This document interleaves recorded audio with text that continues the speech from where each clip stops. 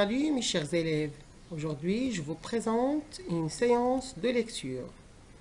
Notre séance a pour objectif lire et comprendre un texte narratif. Je vous invite à prendre vos manuels, la page 172-173. Comme vous le constatez, le titre de notre texte, ça alors.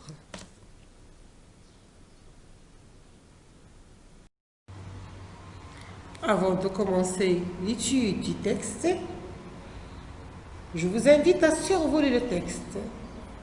Ce texte ressemble-t-il au texte précédent qu'on a l'habitude de lire? En quoi est-il différent? Bien entendu, il est tout à fait différent. Ce texte est un extrait d'une pièce de théâtre.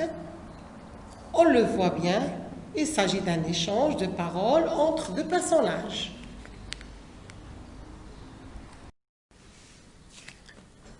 Allons ensemble relever les éléments paratextuels.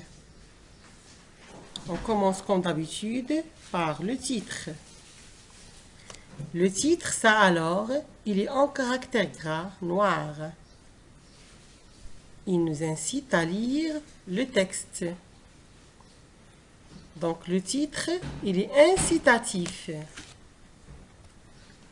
Pour l'illustration, on n'a qu'une seule illustration qui est en couleur. La source, c'est un extrait de la pièce théâtrale Mauvais élève. Pour l'auteur, c'est un auteur très connu qui s'appelle Christian Lamblin. C'est un professeur des écoles. Il est né en 1954 à Londres. C'est également un auteur de jeunesse reconnu. Il donne des conférences en France et à l'étranger. Revenons au titre. Ça alors, qu'annonce-t-il? Regardez très bien mes chers apprenants. Le titre, il est marqué par un point d'exclamation. Donc ici, il s'agit d'une phrase exclamative qui exprime l'expression « ça alors ». Je vous propose l'exemple suivant. « Ça alors, comme il a grandi ». Donc l'expression « ça alors » marque la surprise, l'étonnement, voire la stupéfaction. Passons maintenant à l'illustration.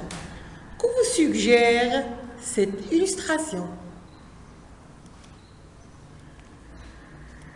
Regardez très bien les pictogrammes d'étonnement au-dessus de la tête du père.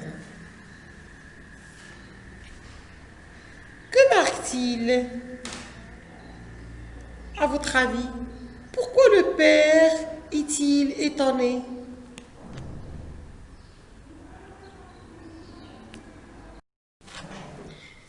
Bien entendu, il s'agit de deux personnages, un père et son fils. Apparemment, le fils vient d'annoncer une mauvaise nouvelle à son père. Celui-ci fondrait assoupi sur un fauteuil et semble choqué. S'agit-il d'une mauvaise note? D'une mauvaise moyenne? C'est ce qu'on va valider ensemble après le visionnage de la vidéo. Mes chers apprenants, je vous invite à assister à cette scénette et je vous souhaite un très bon spectacle.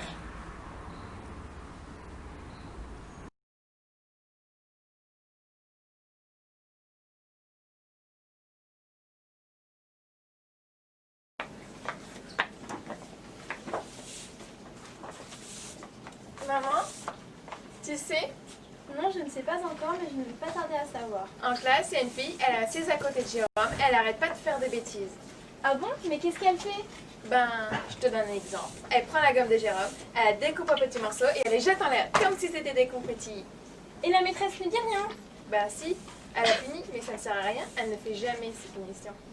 Ça alors, il faudrait l'envoyer chez la directrice. Elle convoquera ses parents et cette vilaine gamine se fera disputer. Bien fait pour elle.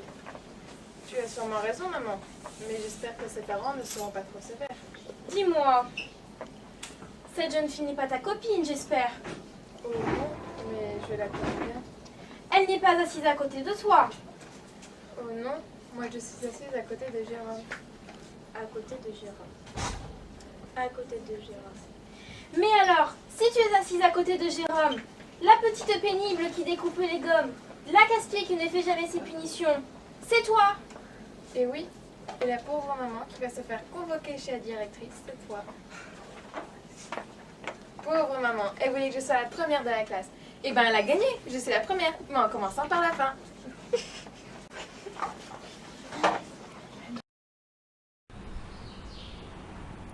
Après le visionnage de la vidéo, on passe aux questions de compréhension. Qui sont les personnages de cet extrait de la pièce de théâtre? Que dit le fils de celui qui est assis à côté de Jérôme? Relevez de l'extrait les bêtises commises par Jérôme. À partir de quel moment le père comprend-il ce qui se passe? À partir de ce moment-là, quelles expressions le père emploie-t-il pour désigner son fils? Comment la scène se termine-t-elle? Cette scénette est-elle comique ou tragique? Justifie ta réponse. Ici prend fin notre séance.